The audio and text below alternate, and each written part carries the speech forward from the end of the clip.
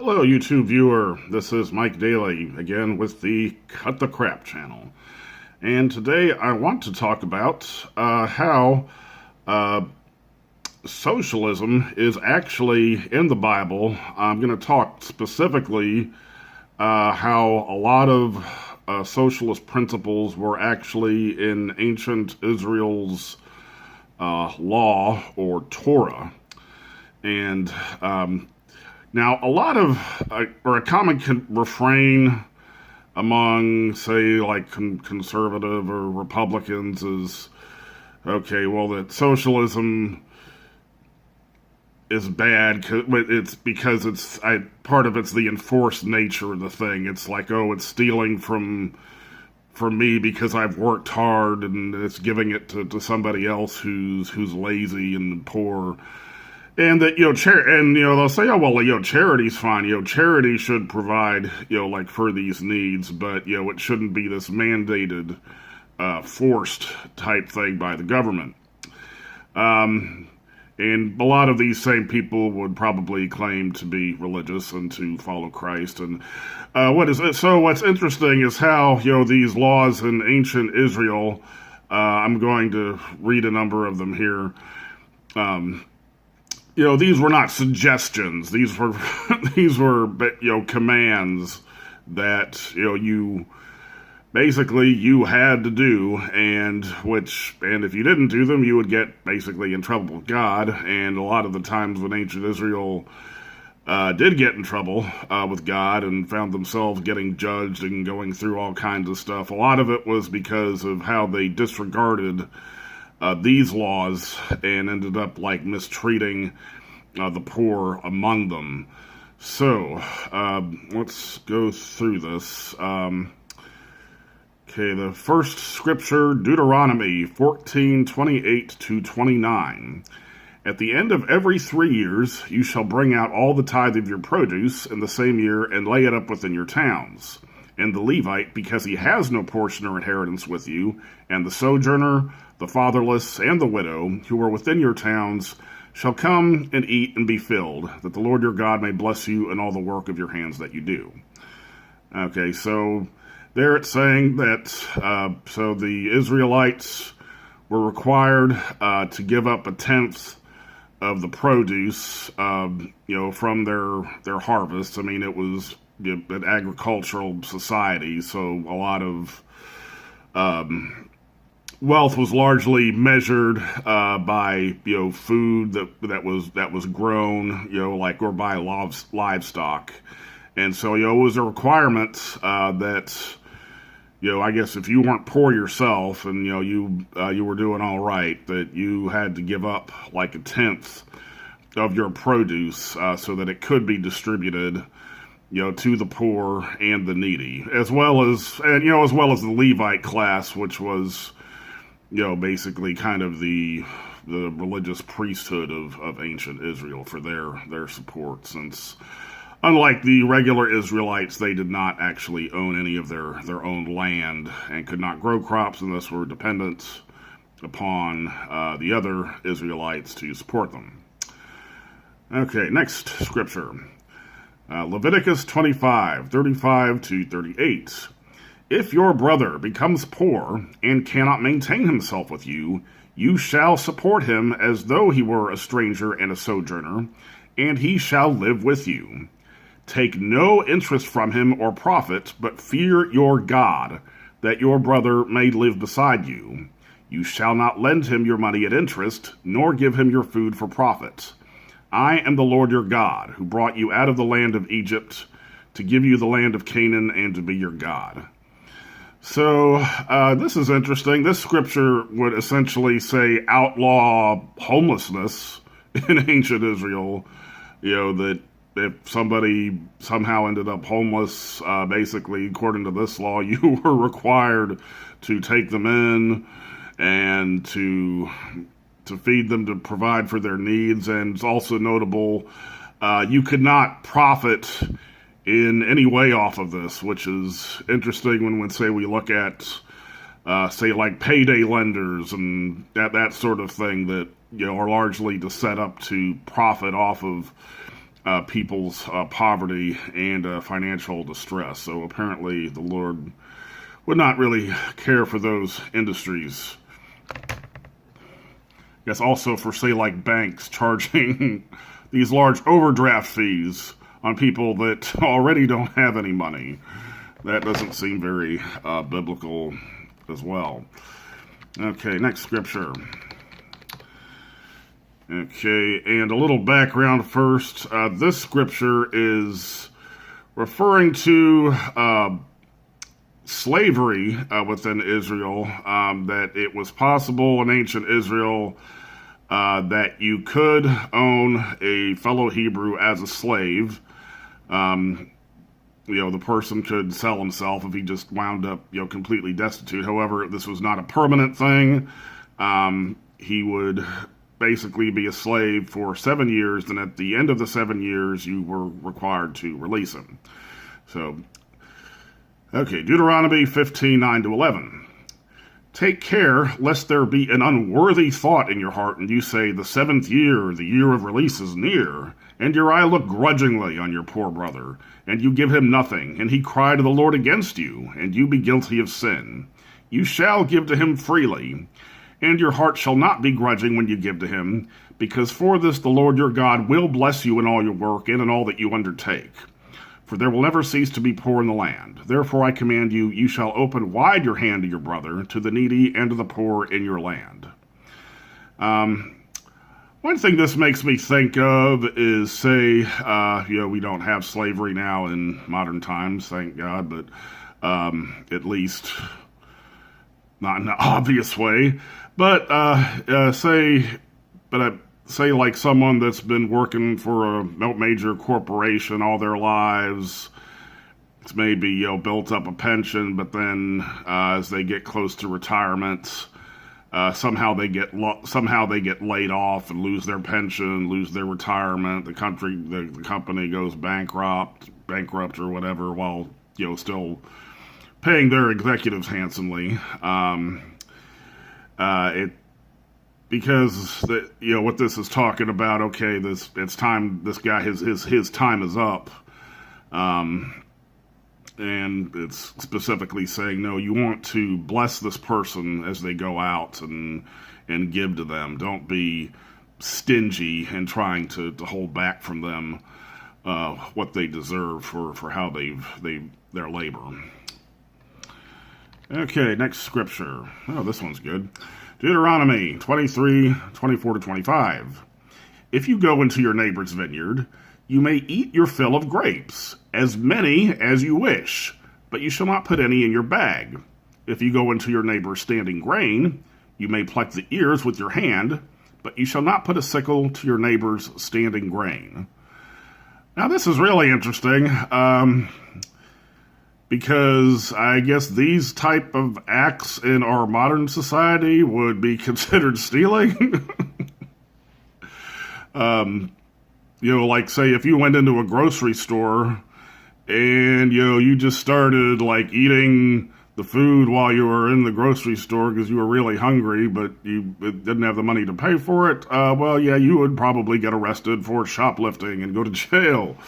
But this is interesting. Like, according to this, it's okay, to go into your neighbor's vineyard and just take what you need to feed yourself, just as long as you're not trying to take bags of their stuff. You're not trying to harvest the field and take it for yourself, but you're just taking a small portion to meet your own needs.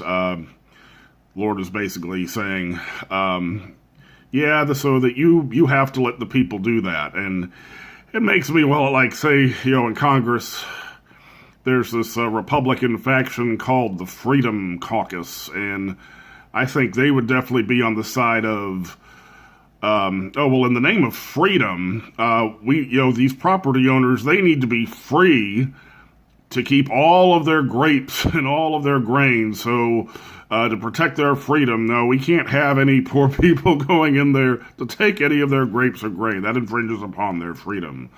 So apparently the Lord does not look at freedom the same way that the Freedom Caucus does. Let's see. Next scripture. Let's see. Okay. Leviticus 23 to 23:22. And when you reap the harvest of your land, you shall not reap your field right up to its edge, nor shall you gather the gleanings after your harvest. You shall leave them for the poor and for the sojourner. I am the Lord. So this is basically saying, so when you harvest, you're actually not allowed to get, to harvest like at full efficiency. Say you've got to leave like the edges of your field unharvested, and like stuff that like drops to the ground, you can't go back and take that. That has to be left for the poor. And there were instances where that the rich landowners in Israel would disobey this, and that pretty much would really piss God off and would really bring a lot of problems on Israel. But I think we can see this kind of same thing going on today, maybe in the form of like low wages and even wage theft, where like employers in the name of like keeping their profits as high as possible will want to keep their labor down, but it's down so low that it's at a level that people can really struggle to support themselves. So let's see. Now here are some. I'm not going to read these scriptures, but here are some laws regarding property in ancient Israel. Land can be sold, but not permanently.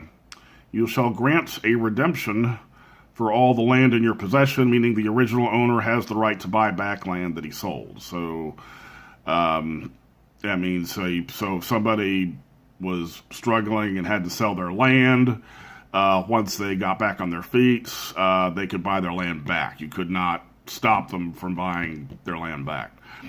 See, in the year of Jubilee, which was every 50th year, land is to be returned to the person or his rightful heirs or family that originally possessed the land. Now this is interesting because this is essentially advocating for wealth redistribution, which is something like conservatives are really rail against. But it's saying, okay, so the year of Jubilee. Okay, so if you're a rich person, let's say you've bought a bunch of land from people that were poor. Well, shoot, at the year of Jubilee, you've got to give it all back, and you don't get they don't have to pay you any money. You just have to give it back. Which I'm fairly sure in ancient Israel, the rich probably disobeyed this a lot, but that was the requirement. Okay, if a house in the city is sold, it can be redeemed, bought back within a year. After that, the house is unredeemable and shall belong permanently to him who bought it. It will not return to the seller in the Jubilee. So, slightly different rules for houses than land. Let's see. Houses in the rural or country regions may be redeemed at any time, and they shall be released in the Jubilee. So this is the same. So for houses out in the country, same laws that apply for land. They can't be permanently sold. Original owner can buy it back, and they automatically get it back on the year of Jubilee. If one becomes poor and is unable to redeem his land, a kinsman of his may redeem for him what he had sold. Which a kinsman, this is referring to essentially a relative of the person. And so that way, even if he's not able to buy it back himself, the kinsman can buy it, and then at least the land is staying within the family. So that kind of makes me think a bit of, say, how like in the African American community in America has the amount of wealth they have like per family is, say, like substantially or drastically less than it is for Caucasians. So I guess this sort of principle would perhaps at least be a way of keeping property within its original community. Okay. The last one, if one has no means by which to pay the purchaser of his property the redemption money, then what was sold shall remain in the hand of him who bought it until the year of Jubilee. Okay, and so that's just saying, okay, if you're not able to buy it back, the guy who bought it can still keep it, but again, you're a Jubilee, he has to give it back. So I find these interesting because say like I heard one guy talk on NPR about he actually had some objections to concept of universal basic income, which I'm actually quite for. And his objection wasn't so much that he was against it, but that it was not enough, and that what is really needed is universal basic assets, because like just income, okay, you get the income, then you pay your bill, spend it, and it's gone. What's really needed, is some sort of universal basic asset so that you actually have some wealth that remains. And so these laws seem to certainly advocate for that, for everyone having, basically your family, you have your own allotment of land, of property, even if things go bad and you might have to sell it back for a while, you can buy it back and it will eventually come back into the family or into the tribe at the year of Jubilee. I think America definitely needs to have a year of Jubilee. Okay. And I guess I will end with this scripture from Proverbs 22:22-23. Do not exploit the poor because they are poor, and do not crush the needy in court, for the Lord will take up their case and will exact life for life. Now that's kind of scary. So I think this is pretty much a slap in the face to anybody that works. I mean, if you're to say the payday industry, as well. And if you look at our justice system, how in a lot of ways it's rigged against the poor, because if you've got to go for jail for something that you're not even guilty of, a lot of times what happens if you're poor is you will end up pleading guilty, not because you're guilty, but just because you can't get the bail money, and and striking the plea deal is your fastest way to get out of there and get back to work. But then now you've got that on your record for something you didn't do. So that's basically, I would say, crushing the needy in court. So I guess according to this verse, the Lord is not too happy with our criminal justice system the way it is. So anyway, I hope you enjoyed this video. I guess if you have some friend or colleague of yours that's maybe religious but has a lot of problems with socialism, perhaps share this video with them. Maybe that'll shake them up a little bit. So thank you for watching. I appreciate your comments. Please subscribe and also click the bell so that you will be informed of when I release new videos. Have a great day.